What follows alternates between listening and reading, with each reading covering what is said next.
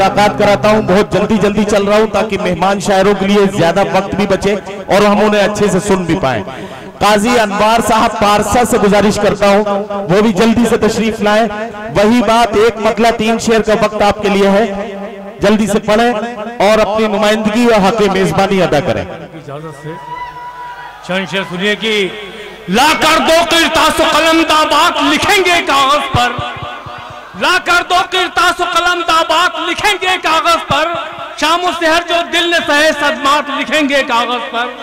और पहले धरती धरती माँ थी, हम सब भाई भाई थे, पहले धरती धरती माँ थी, हम सब भाई भाई थे, हिंदू थे या मुस्लिम थे या सिख थे या ईसाई थे, आज नहीं वो प्यार भरे लम्हात लिखेंगे कागज पर, ला कर दो किरतास कलम दाबात लिखेंगे कागज। वाह वाह वाह। और कोई नफरत बांट रहा है हाथों में त्रिशूल लिए, क्या कहना, कोई नफरत बांट रहा है हाथों में त्रिशूल लिए, कोई कांटे रोप रहा है रंग बिरंगे फूल लिए, कोई तशद्दुद ही करता है बात लिखेंगे कागज। अरे वाह वाह वाह, कलम दाबात लिखेंगे कागज पर।